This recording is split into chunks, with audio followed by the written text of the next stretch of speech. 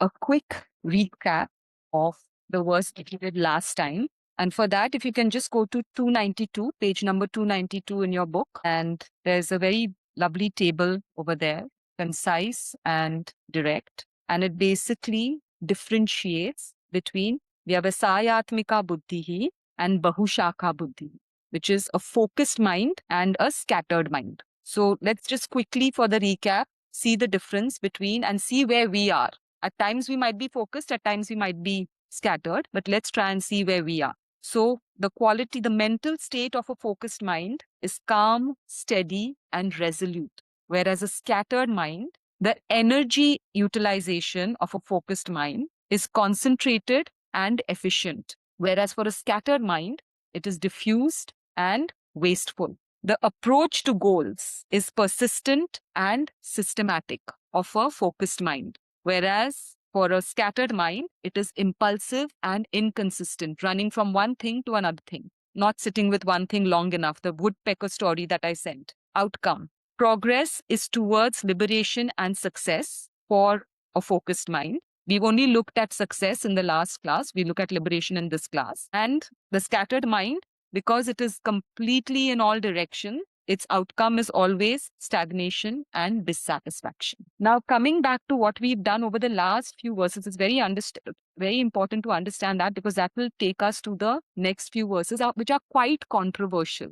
People are not happy with the next three verses at all, because for us right now, prayer is a means to attainment of desire. So we all know that the chapter is called Sankhya Yoga. All through from 11 to 25, Krishna has given us our true identity. Literally told us, this is your true identity. Your true identity is Atma. Now, very with great directness, he said, now I'm going to shift focus. You know what your identity is. I've told you that is your goal, to identify with that goal. Now I'm going to give you the science, the Yoga Shastra, to be able to unite with that reality of yours. And we've all seen that until we come closer, union with the reality may be far away, but until we come closer to the truth of who we are, to that steady presence within, rest assured, we are going to be battered and bruised by the onslaughts of life. There's no other way but to become, as long as we are material, as long as we are engaged in the material aspects of our being, which is our body, which is our mind, which is our intellect, basically all the perceptions and actions, our emotions and our thoughts, we are called materialistic. As long as we are materialistic, we are going to be bruised and battered by life. There is no way that we cannot. But there is a way, the Gita is saying, that we can live in this mortal apparatus with all these instruments of us, provided we are more and more in tune with the eternal identity, which is not affected by anything in this world. So as long as we are attuned permanent reality within, we will start enabling ourselves to deal with life without exasperating it. So that is the most important thing. Now, at that time, in the olden days, if you look at the yugas, there are different yugas where some particular kind of ritualistic practices are in motion. In the Mahabharata time, the Karma Khanda section of the Vedas, which come from the Brahmanas, as we saw in the last class, was active. And religion was just, especially that portion of yajnas and sacrifice, was to bring something into your life. If you watch the movie Lagan, they do that massive havan to get rain. So everything was for a reason. And if you see, almost by appointment, we've had visitations that have come and completely leveled down this obsession with using religion for material desires or being caught up in religion. Buddha did the same. He came and he, completely demystified this whole thing around idol worship and all of that. Shankaracharya, he pulled people out of that one unilateral focus that they had on religion for worldly attainment and brought in Vedanta so strongly.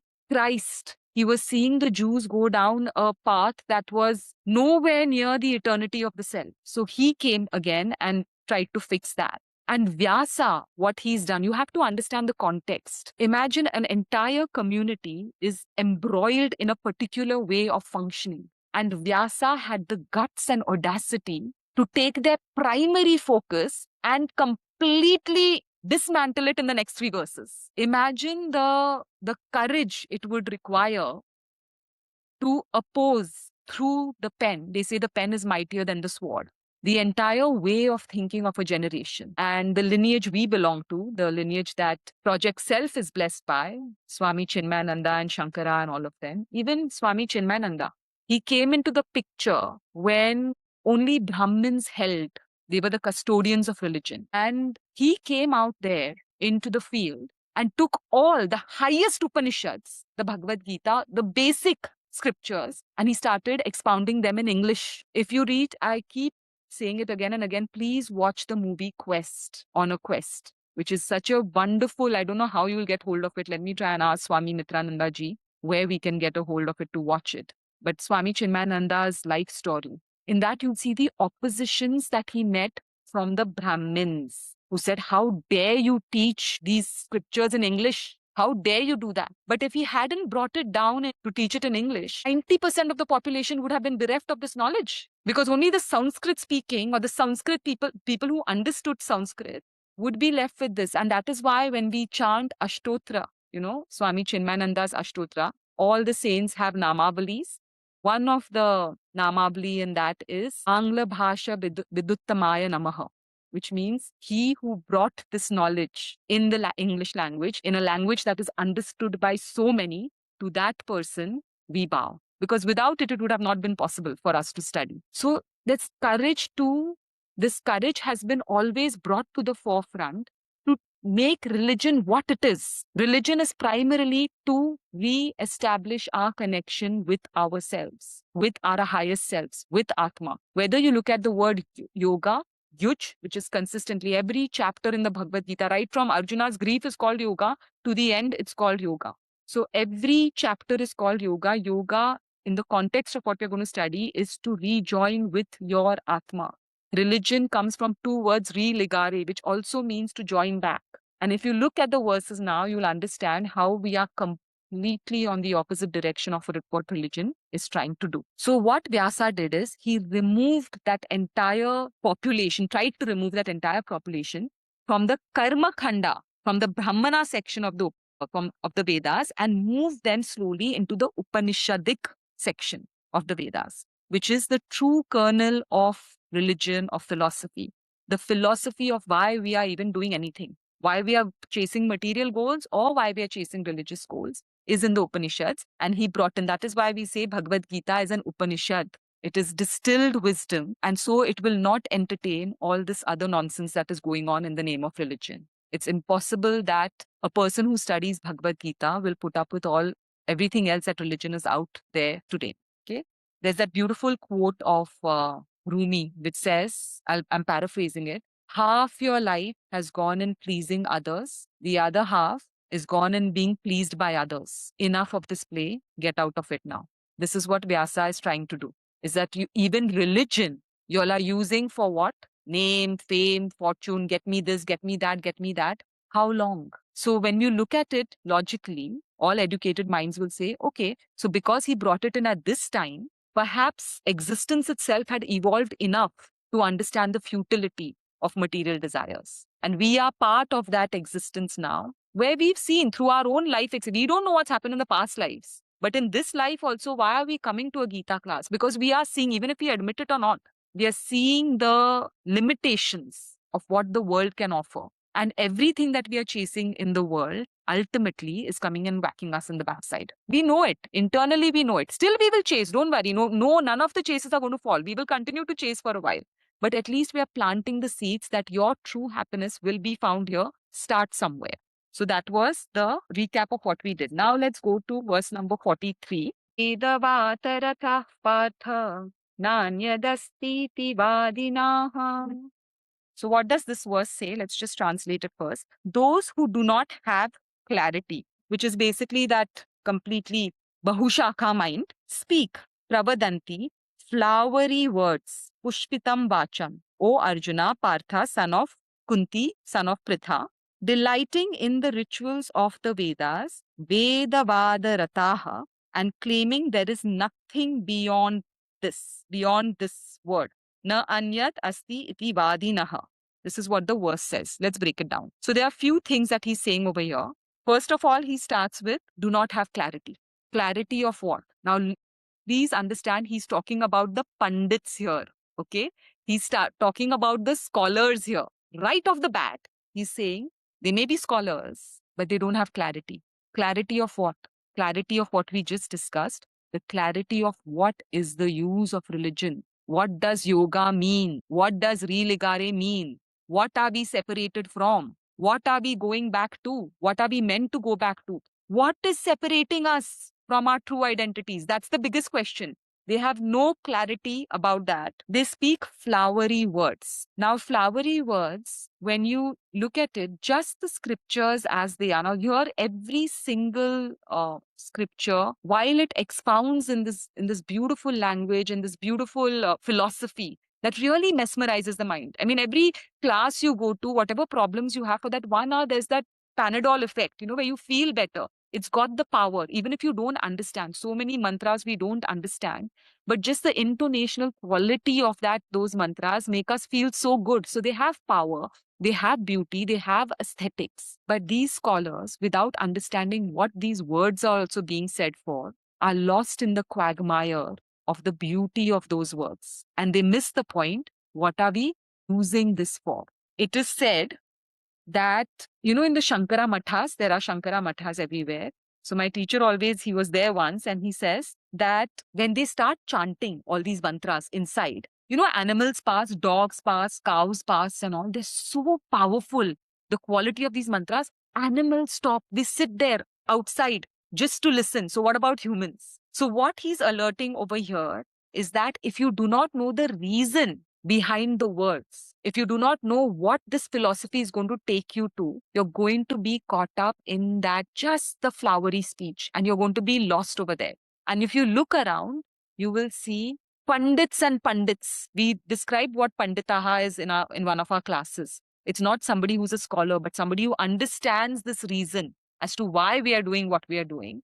We'll see scholars and scholars whose lives are in shambles, complete shambles, and they have mastered the letter. So right off the bat, he says, don't get caught up in these flowery words. Go beyond that. The word outside is just the topping. It's like if I give you a box of chocolates and the box is so beautiful. Some of these Lind boxes and all is so beautiful. You take the box, you throw away the chocolates and hold on to the box. You've not even enjoyed the chocolates. That's literally what is happening. So even when there is a press, this is something that we were trained during our Vedanta course. Stop obsessing over mastering the letter. Get to what the letter is saying. If you are a linguist, if you are tuned to that, if you are attuned to learning many languages, it's fine. Spend time with that. But don't let that take you away from what is being taught. And many people just get caught up in this. In that flowery language, they are caught up completely in that whole thing. So when they say, what does he say over here? They claim that there is nothing beyond this. Just sit with this. Just keep chanting these words. He'll go to explain the next 2 verses. Don't go beyond that. They're lost. They are lost and they're deluding all. Yesterday I was at a event of chanting. Beautiful chants. Absolutely beautiful chanting. But when I looked around, I was so disappointed. Is that making a difference in our lives? That is the question we have to continuously ask ourselves. So that was the first verse. Now, if you look at the second verse, Bhogaishvarya gatin prati. What is he saying in the next verse? This verse is really important. Swarga paraha, as the ultimate goal, speak of many special rituals that promise better births, the fruits of rituals, all aimed at attaining pleasure and power. This is what I explained again in that Drona Drupada story, is that at that time, every ritual was to gain more fulfillment of desires. Now, please go back again to understand what the Gita and what Vyasa is saying. Vyasa is saying, Krishna will say, this is just the start. So you have to be patient to go through all the chapters to understand the devastating quality of desires and what it is doing to us. But for now, please understand, we are Atma. That is our reality. We have the body, mind, and intellect. We have identified completely with this, and we are incomplete. We feel incomplete. We are constantly feeling incomplete. We don't understand that incompleteness is only stemming from one cause, and that cause is detachment from our true identity.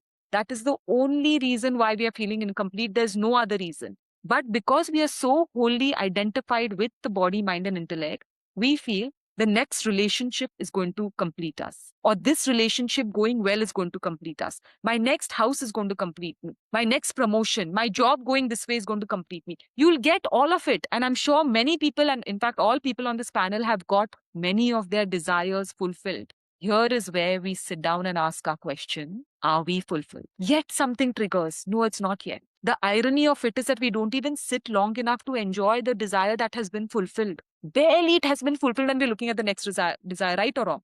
Heart, hand on the heart. Bhaja Govindam. If Bhaja Govindam is saying this is the plight of human beings, we can't deny it. We think this is, just look at it. We think this is going to complete us. We give our every all in all wrong ways, because when we study Karma Yoga in chapter 3, we'll realize we're doing it all wrong. We get what we want.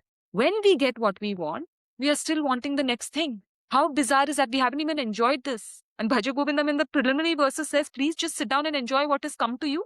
We don't have the capacity to do that. So what he's saying over here is their full desires. The more desires you have, the more miserable you are going to be. There's no two ways about this. There's no debate on this. Krishna calls desire Mahapapa. When we talk about sin, he says the biggest sin is this desire and all the babies that it produces. He calls it Mahanashni, all devouring. It will devour you. And we look at it, I don't want to expound it fully now, but we will look at it as we go along in the Gita. But just as an opening, desire does not come alone. It is called the Shaduripus. See, we are all functioning with our likes and dislikes. Likes and dislikes are the parents, okay? And they produce the Shaduripus, which are the 6. I put 7. I make it 7. The 7 offsprings. So the first one is desire. From desire, if your desire, we say when desire is in the picture, it's kama, krodha, lobha, moha, mada, matsarya. I'll send the Sanskrit and the English words after the class. One desire, just think about it. If that desire is not fulfilled, what emotion are you running in this life with? Wounded, angry. The Drona Drupada story, if you see, that desire, that anger, that yajna, what Mahabharata is our lot in life, right? So if the desire is obstructed, there is anger. If it is fulfilled, then all the other babies start coming out. If you have more than somebody, you are proud. If you have less than somebody, you are jealous. If you have little, you become greedy. You want more. You're mostly, when everything is fulfilled, you're mostly deluded. And then fear. We have everything. I'm scared. What if something happens to this one? What if something happens to that one? And I can't even imagine the kind of fear we are living in today, because forget about our immediate family and their well-being, but the world is look at it, it's standing on a thin line. We don't know. After COVID, life has never been the same. And in this world, in our personal lives and in the collective life, we are trying to find some permanence of happiness. And we are brewing desire after desire. This desire is going to make me get there. So what he says over here is that they're using religion to fulfill more and more desires. And that flowery speech that we studied about in the last verse, what is the flowery speech promising? Heaven. Flowery speech is saying, you do all these rituals. There is no focus on do these rituals to evolve. There is no focus on do these rituals to purify your mind, to strengthen your intellect, because that is what is going to carry forward in the next life. There is no focus on look at your vasanas. That is going to carry in the next life. What is it saying? You do these rituals, forget about self-evolution, you will get heaven. So when we just blame particular religions that they are saying do this horrible thing and you will get to heaven, what are we doing? Even when people start understanding the theory of reincarnation, even when people start understanding that life doesn't end at death, then their focus for spirituality is, let me prepare for afterlife. And not prepare for afterlife as an evolved person. Prepare for afterlife so that I'll get more in the afterlife. If I give 10 ashrams over here, if I pay for 10 ashrams over here, I'll be born Karodpati next life. It's all sitting in that material thing. And that material plane is only going to keep getting us sorrow and sorrow and sorrow. So heaven, we touched upon it before, let's touch upon it again. In the context of the Bhagavad Gita, as we are studying, there is no geographical place of heaven and hell for now. Okay. In chapter 8, he will bring up Brahmaloka when we'll study about Brahmaloka then. But even Brahmaloka, he says, is a path of return. It's not a permanent. If once those merits are fulfilled, you come back over here only. So in the context of the Bhagavad Gita, what heaven are we aspiring for? The heaven that we are aspiring for just now in this present state, whatever our state of spiritual evolution is peace of mind, is a quietude of mind that cannot be had when desires are bubbling night and day in our life for this and that. Because unfulfilled desires are what cause agitation of the mind. Agitation of the mind is what the Gita explains to be sin. Because from that point of agitation, we are going to do all sorts of things. So, very important to understand that. In Garuda Purana, also, there are descriptions of heaven. Of course, other religions talk about heaven and all of that. Even Gita touches upon it, but we are just focusing on purification of mind. Then, also in this verse, what he's saying, promises of new births as reward for your actions. That whatever you do over here, you will be rewarded new births. That we can sit with. That we can sit with. None of us over here necessarily are aspiring for self-realization and no coming back onto this earth because we don't know what it is. But what we all are collectively asking God for, that beautiful bhajan, which says, Itni Shakti Hame Dena Data, lovely song. I'll send it. That also I'll send because the words are so amazing. So in that there's one line, Jitni bihi de, bhali zindagi de. Whatever life you give me good. And now because we are talking about reincarnation, let every life be good, right? Now, when this says that promises new births with more, this particular verse, it's only talking about material benefits. Let me be born more beautiful, let me be born richer, let me be born whatever. Now, if you look at the most industrious families and look at the horrors of what happens in those industrious families, karmas were good. Many ashrams may have been donated, many hospitals may have been donated. But what is the state of peace? Is there heaven in those houses? Some of the most affluent people have the most disastrous lives. Do you see the comparison that karma has got them to a place, but there's no purified mind? There is no self-transformation. There's no strengthened intellect that is able to hold that. They are born into that karmically, but they destroy it because there's no inward karma to hold it. So we have to see that we are inwardly progressing, and that the Bhagavad Gita so beautifully it comes in Bhagavad Gita in chapter 6 when Krishna talks about this, about new births. Through our religion, the way we practice religion, we don't only want to be born into better circumstances. And he uses two beautiful words. He says, Arjuna asks the question, if I die, dhobi ka kutta na ghar ka na ghat ka. If I die halfway, I've not attained self-realization. I've extricated myself from this world. What happens to me? What happens after death? And Krishna, we've already studied this in the last class, that he assures that no spiritual effort is wasted ever in life, ever. You will continue with that. But then he says something that is going to tickle our interest now. He said, you will be born into a wealthy, they're all smiling. You'll be born into a wealthy family, but the next word is more important, pure family. And why will you be born in the wealthy and pure family? Please understand, because what was Arjuna's question? I have started aspiring for self-realization, but now I'm dead. If that is the case, rest assured, you will be born in a family where you're not looking for kapda, roti, makan. You're not looking for your well-being. All that is taken care of, and it'll be a pure family because that family will support your spiritual growth further. All of life is just spiritual growth. Please understand that. What this flowery speech is promising people, just keep doing these rituals. Don't do anything with yourself. Don't change any aspect of your being. Keep doing these rituals. We promise you'll get lots and lots more desires fulfilled, and you will get very nice births ahead in life. Are you understanding the difference? You could do those yajnas. Every yajna has tathastu to it. But if you don't have the mind and the intellect to handle it, where are you going to be? Why do we have celebrities overdosing, killing themselves? Why do we have most of the affluent? I was in a party the other day, who's who of Singapore were there, and 9 women, we were sitting in a group, head to toe dressed in Prada and all the other whatever things. And oh, my husband does this, and I do this and this and this and this school and that thing and whatever. And I had actually just gone from teaching a class, and then the topic came to me, oh, she teaches Bhagavad Gita. And then we got into spirituality, a little bit of discussion. By the end of that conversation, because it came down to so basic, 7 out of the 9 revealed that they were on antidepressants and sleeping pills. Is this what we are using religion for? More and more desires, fulfill this, fulfill that. It can never be fulfilled. Krishna says, Dukkhalayam ashashvatam. This world is an abode of sorrow.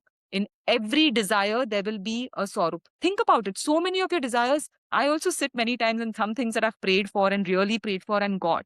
And I sit down and say, look at the amount of problems that have come with it. Did I want the problems? No, but they're the part and parcel. Are you ready to deal with the problems? So this is what he said over here, that when they promise new birth into what? Remember that chapter 6 when we come to, you have to hold on. Yes, if I'm born again, I'm fine to be born again, but the family has to be wealthy and has to be pure. For what? Not so that I can continue to get the next Porsche and the next BMW, but I am progressing spiritually.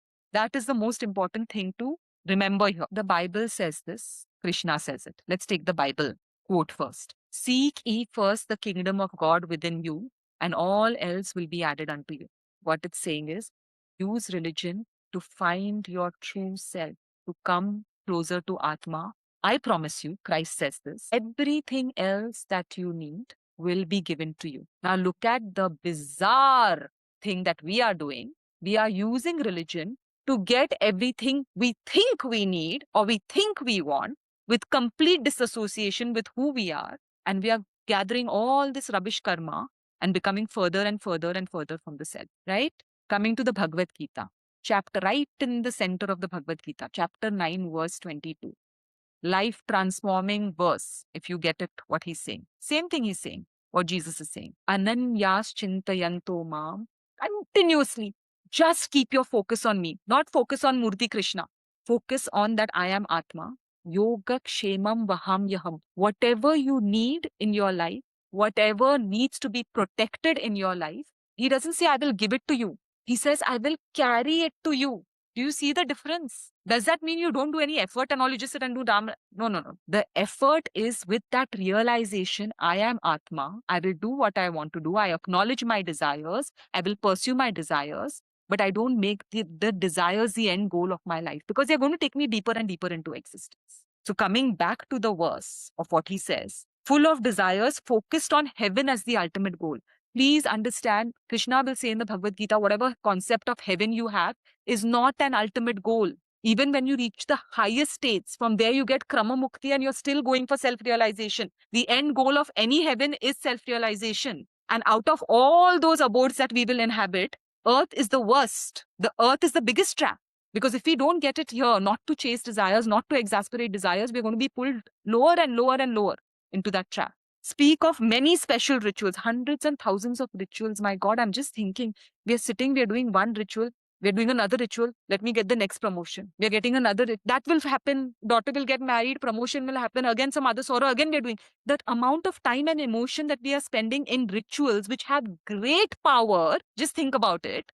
If we sit in that ritual and say, let me find the self. One way or another, let me get to the truth of who I am. Let me get to the truth of what this existence is. Let me get to the truth of why I am so miserable in spite of having everything. Same amount of emotion, same amount of energy, same amount of powerful prayers, chants that we are doing.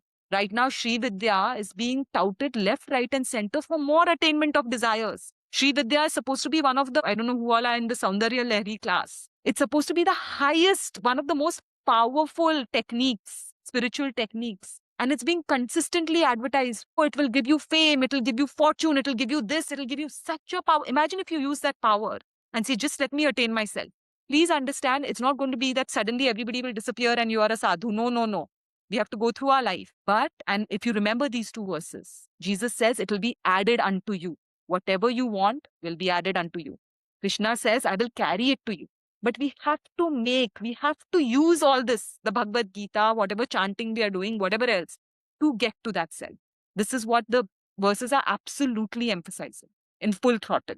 The next verse number 44. Shvaya prasaktanam taya paharat chetasam vyavasayatmika buddhi samadhau na vidhiyate. This was saying, those attached to pleasure and power, bhoga aishwarya, with their minds carried away by these flowery words, lack the focused understanding, vyavasayatmika buddhi, mental stability, samadhi, necessary for spiritual growth. So he ends this particular verse by saying that such scattered minds, we saw the table, please go back to the table and see the difference between scattered mind and focused mind. So these scattered minds who do not understand the goal of, forget spirituality, the goal of life. Through life, you're going to keep going one life after the other. one life after the other, we are only going to be walking towards self-realization. We have to walk towards self-realization. We are dilly-dallying, detouring here, detouring there,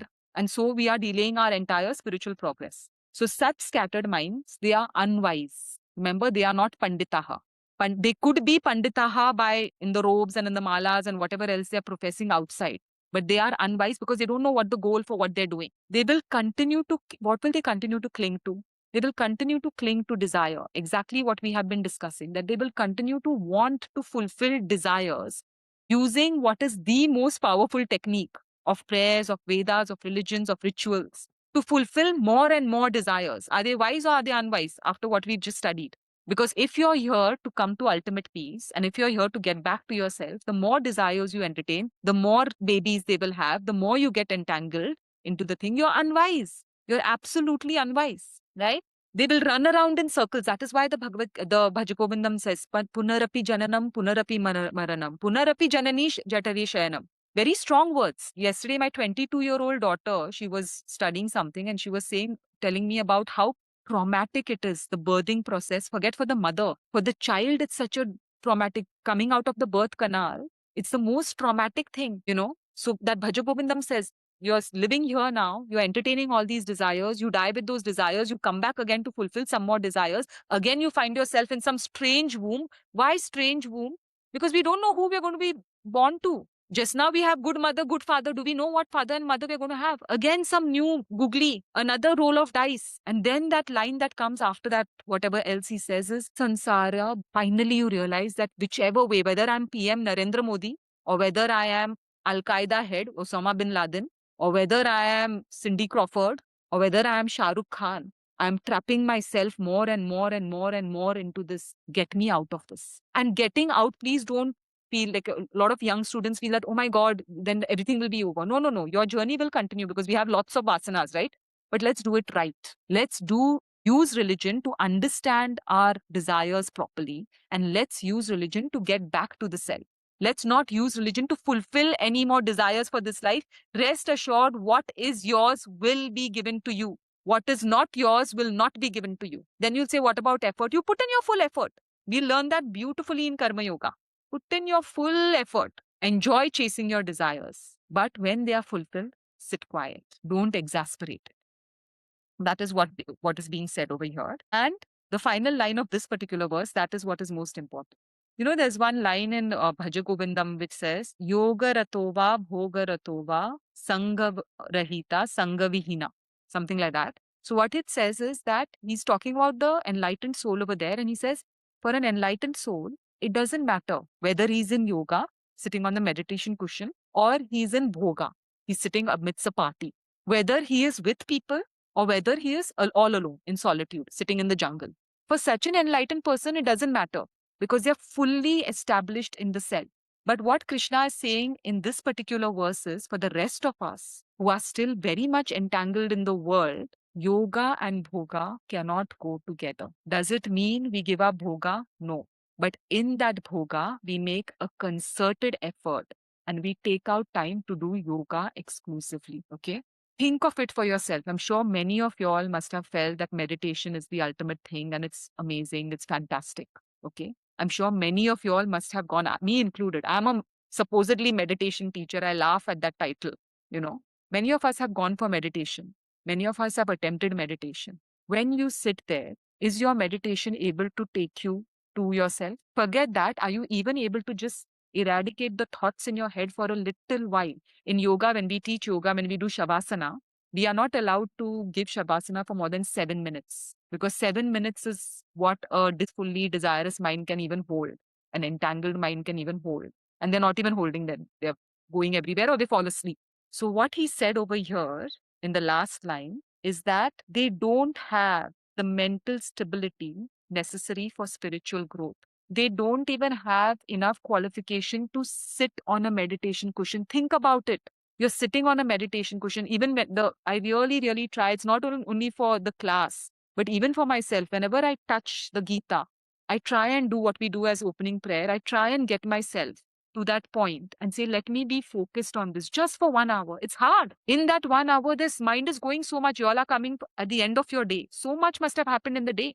How hard it is to stay rooted in what's being said over here, even in a live class. The mind is going there.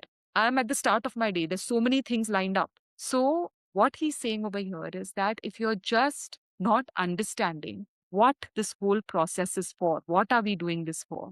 You're missing the point. You're missing a beautiful, beautiful opportunity to really get to the self here and now. In one side, Krishna says, Bahunama Janma Namante, it takes lifetimes. But remember, that is just a vague astrology, that it takes lifetimes. Purusharth overrides all of that. And never mind the ultimate self realization. Whatever you're doing in spirituality, every prayer you're doing, like Swami Swarupananda always says, we don't pray to God, we pray upon God. Give me this, give me this, give me this, give me this. If we can just now pray to God and say, I understand. What is the Bhagavad Gita, the way we teach it, saying, you are God. Tattvamasi, that's the whole Bhagavad Gita, 18 chapters. So if our prayers can now start moving to, let me understand Aham Brahmasmi, you will see a big, big difference in your life. And if you understand that one line, Yoga Kshemam Vahamyaham, whatever needs to be protected, whatever desires need to be fulfilled, it will be done. We are going above and over our needs. We are going greedier than what we've come with. We've come with a particular bank balance. We want to ratafata that and say, no, I want everything. Give me everything. And in that we are ruining our lives. All else will be added unto you. And the good point of it is, if you go back a few verses, the good point of that is, he says, a little bit of practice of this karma yoga, of this knowledge. The Bhaja Govindam says, Bhagavad Gita, kinchita dhita, a little bit of it will free you of bondage. Bondage is what we are trying to free ourselves from. A little bit of this. Just take a breath. I will get whatever I want. I don't have to be desperate about it. So this is what these 3 verses are saying. He's completely said, stop practicing religion to continue to feed the body, the mind, and the intellect. To continue chasing material desires. Every desire is going to come with 2 bags of sorrow with it. It's not going to fulfill you. It's not going to make you happy. Use religion to find yourself. Everything else will come to you. Yeah. Thank you, Deep. Adding a few other thoughts. So we were talking about karma yoga. Just connect the dots from where we are to where we are going. Krishna said karma yoga as the means for achieving the state he described in the shloka from 11 to 37. So from shloka 11 to 37, Krishna described what is the highest possibilities of the human life. The highest possibilities of the human life is to know who you are, what you are, and abiding in that awareness or with that awareness. That is the goal. But my current state is nowhere near that. I'm told that I'm infinite, but I know that every aspect of me has limitation. I was told that I'm deathless, birthless, but I have a birthday, and a lot of people have their like the day of passing, and almost everything in this universe is done with a different understanding. So my current transactional understanding and what is taught in the Gita appears to be very different. So how can I navigate and reach that state? Because current state is I identify myself as the body and the mind. How can I transcend that identity and get my true identity? Because the problem is what? The problem is I'm not understanding myself completely. I understand myself partially. So for that, karma yoga is given as the practice. And Krishna has given like a lot of praising for karma yoga. There is no effort lost here, and there is no side effects here. And he described what exactly the benefit of karma yoga. It gives you a vyavasayatmika buddhi, which is single-minded, focused, and it is absolute must-have for pursuing any goals of life, whether it is material or spiritual. And naturally, a lot of people may think, I am religious, I go to temple, I do all the rituals. Is that good enough? May not be. That is what is Krishna is pointing it out. He tells a lot of people approach religion for what? Their goal is not spiritual development. Their goal is not anything higher. Their goal is money, bhoga and aishwarya. Bhoga means sense pleasures. Aishwarya means overlordship, power. That is the goal. So instead of pursuing a materialistic way, they do go and do the rituals. And this is exactly what the Karma Kanda of the Veda was focusing.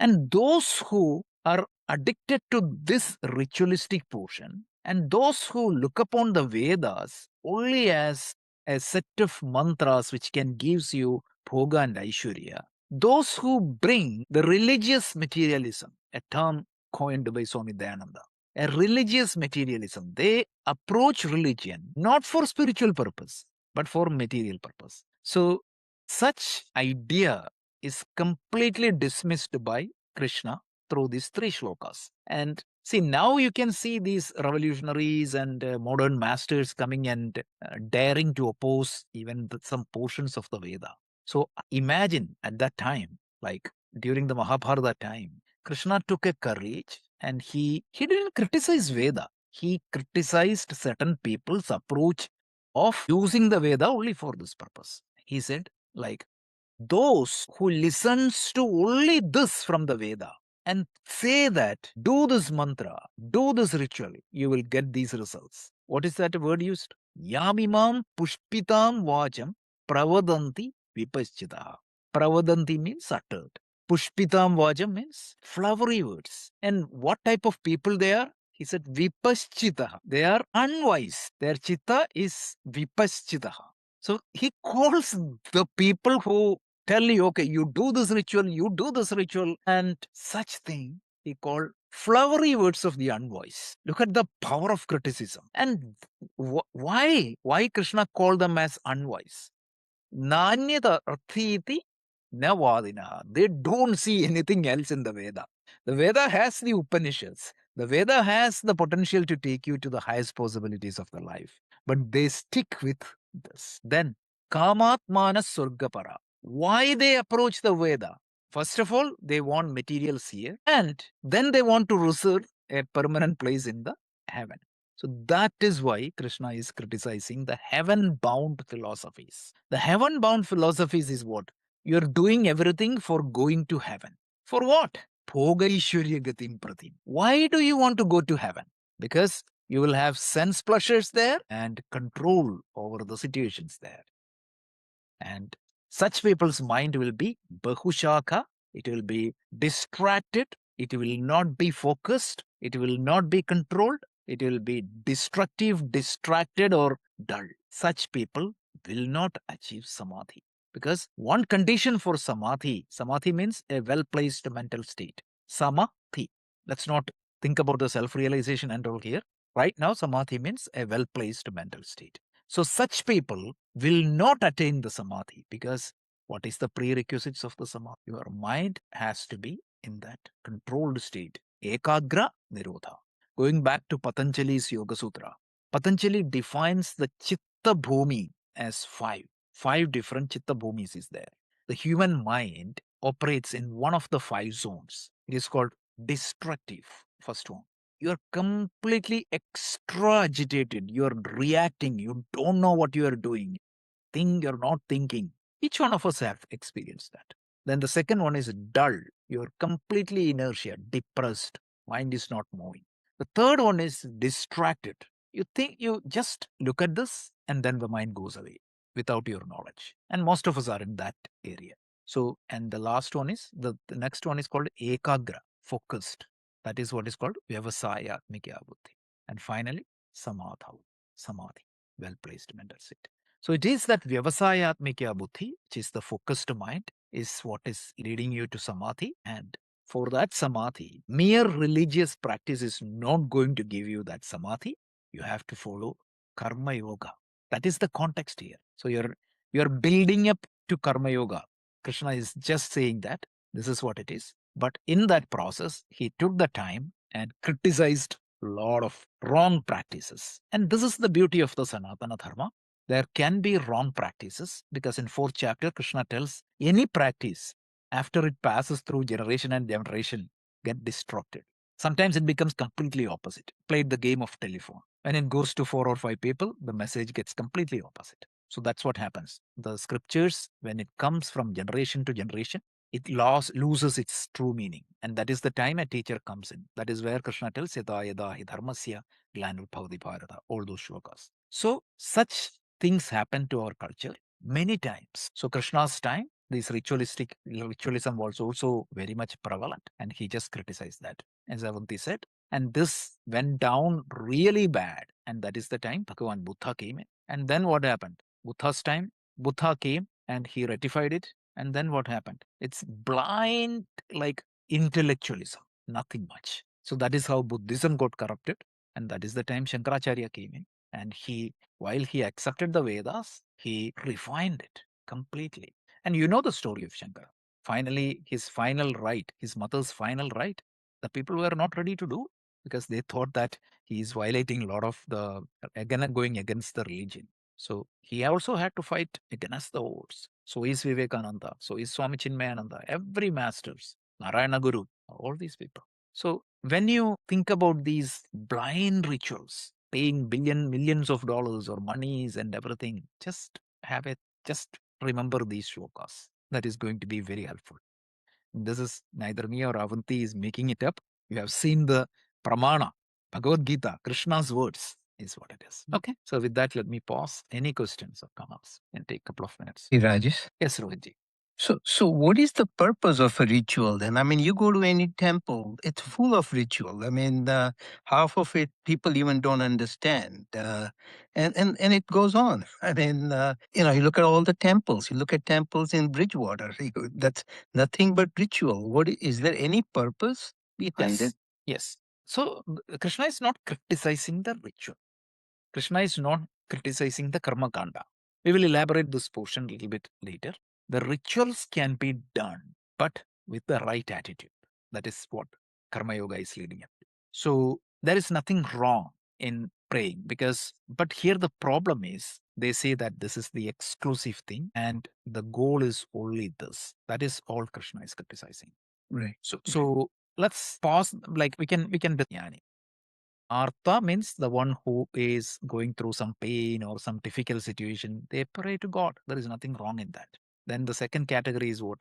Like artharthi, meaning you wanted to gain something. And the third one is jitnyasu, like people who wanted to understand more about spirituality and religion, everything. And finally, jnani, the one who already knew. So there is absolutely no problem with the rituals. If the rituals are done correctly, it can be a powerful tool to purify your mind. The problem is you approach religion, you think that, okay, this is the essence of religion and only focused on the bhoga and aishwarya. That's a problem. Shankara himself created a lot of rituals. Yeah, I mean, look at the whole Saundarya Lahari. It's nothing exactly. but So that is the point. Shankara himself created rituals, and Narayana Guru created rituals, and Saundarya Lahari is Shankara's. yes. But the attitude matters. Okay, so we'll continue next week. Thank you very much. Truly appreciate this.